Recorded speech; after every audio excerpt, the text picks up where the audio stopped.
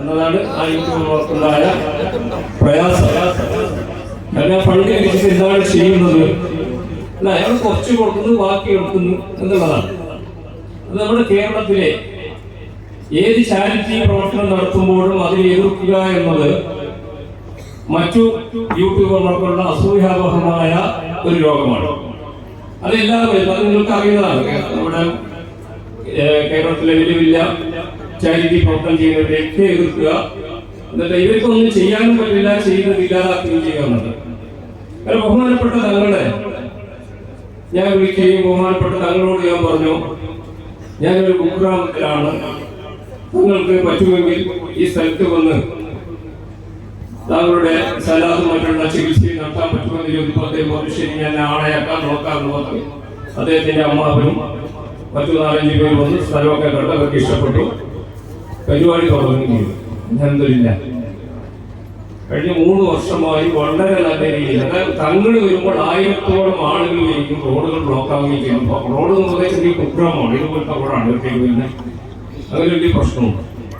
അതോടുകൂടി ഈ വിഭാഗം എനിക്കെതിരെ തിരിഞ്ഞു എന്നതാണ് വലിയ സത്യം. അതായത് തങ്ങളോട് ഞാൻ വലിയ ഫണ്ട് വാങ്ങുന്നതെന്നും മറ്റും പറഞ്ഞില്ല. തങ്ങൾക്കറിയാം ഞാൻ വലിയ ഫണ്ട് വാങ്ങിയില്ല, പക്ഷെ തങ്ങളെ കൊണ്ട് ഒരുപാട് ഉപകാരങ്ങൾ ആ പ്രദേശത്തുകാർക്ക് ലഭ്യമായിട്ടുണ്ട്. ഞാൻ പ്രതിദാനം ചെയ്ത എന്റെ മഹലിലെ പള്ളിക്ക് ലഭ്യമായിട്ടുണ്ട്, മദ്രസയ്ക്ക് ലഭ്യമായിട്ടുണ്ട്, ഇപ്പോഴും ലഭ്യമാകുന്നു. ഈ കഴിഞ്ഞ 1 മാസം മുമ്പ് മദ്രസയോട് ബന്ധപ്പെട്ട് അവിടെ ഷീറ്റിടുന്നതിന് വേണ്ടി ഒമാനിയായ തങ്ങൾ 1,25,000 രൂപ കൊടുക്കുന്നുണ്ട്. ഇത്തരം തുക ലഭ്യമാകുന്നത് വലിയ കാര്യം തന്നെയാണ്. ഒന്നും ചെയ്യാൻ കഴിയാത്ത ഞാൻ, 1 പവൻ പോലും പാവപ്പെട്ടവർക്ക്, പാവപ്പെട്ട സ്ത്രീകൾക്ക് കൊടുക്കാൻ കഴിയാത്ത ഞാൻ 5 പവൻ പോലെ നൽകിക്കൊണ്ട് 20-25 നിർദ്ധരായ പെണ്ണുങ്ങളെ വിവാഹം കഴിക്കുമ്പോൾ അതിനെ എതിർക്കുന്നത് എന്തിനെന്താണ് എന്ന ചോദ്യം.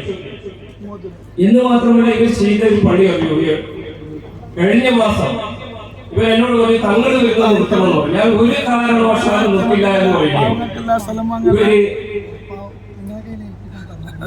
DGPക്കും അതുപോലെ മറ്റുള്ളവർക്കും പരാതിയുണ്ട്. കാസർഗോഡ് ഇങ്ങനെ തങ്ങൾ വരുന്നുണ്ട്, വലിയ ബുദ്ധിമുട്ടാണ്, അങ്ങനെയാണെന്നൊക്കെ പറഞ്ഞു.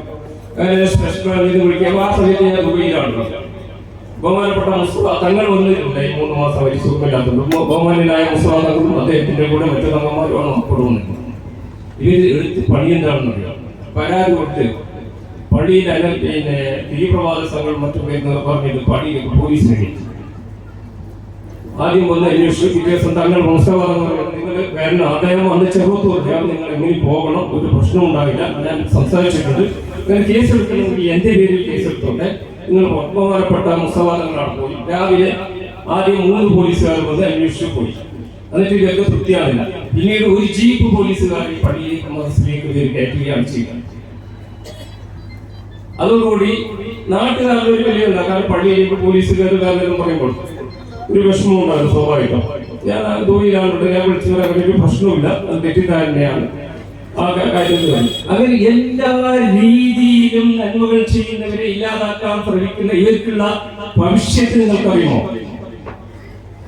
ഭവിഷ്യത്തുകൾ ഉണ്ടായിട്ടുണ്ട്. ഇപ്പൊ വിളിച്ചു പറയുന്നു മാപ്പാക്കണം എന്ന് പറഞ്ഞു. ഞാൻ എന്താണ് മാപ്പാക്കേണ്ടത്?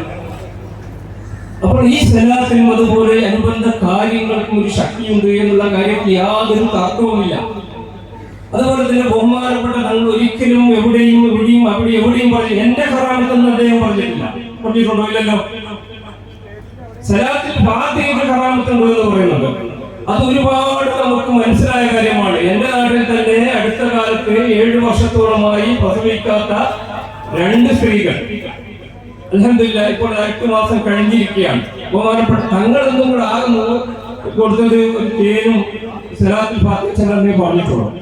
അത് ഇന്ന് എന്റെ ബന്ധത്തിൽ തന്നെയാണ്. അത് എത്രയോ സംഭവങ്ങൾ. അതുപോലെ തന്നെ ഒരു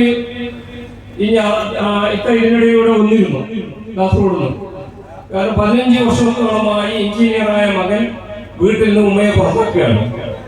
കഴിഞ്ഞ 1 വർഷത്തോളമായി തുടർച്ചയായി സലാത്തുൽ ഫാത്തിഹയിലേക്കും അവർ മാക്കോട് വരികയും കാര്യങ്ങളും തങ്ങൾ പറഞ്ഞ 6 മാസത്തിൽ അതൊക്കെ ശരിയാവും, നിങ്ങൾ വിഷമിക്കേണ്ട, നിങ്ങൾ സലാത്തുൽ ഫാത്തിഹയിലിരിക്കുക, അതുപോലെ തന്നെ എന്തെങ്കിലും ദുആയിൽ പങ്കെടുക്കാം. അൽഹംദുലില്ലാ കഴിഞ്ഞ മാസം ആ ഉമ്മാവും മക്കളൊക്കെ ഇവിടെ വന്ന് മകൻ ഉമ്മയെ വിളിച്ച് പെരുക്ക് കൊണ്ടുപോയി എല്ലാ സൗകര്യവും ഉണ്ടാക്കി കൊടുത്തു.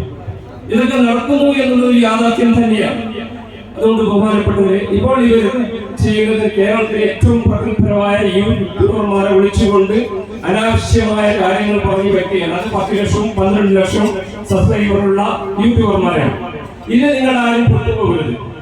ഇത് പൊട്ടുപോയാലും പ്രശ്നമില്ല. ഒരു കാര്യം ഉറപ്പിച്ച് പറയാം, ഒരു കാര്യം വളരെ വ്യക്തമായി ഉറപ്പിച്ച് പറയാൻ ഞാൻ തയ്യാറാണ്.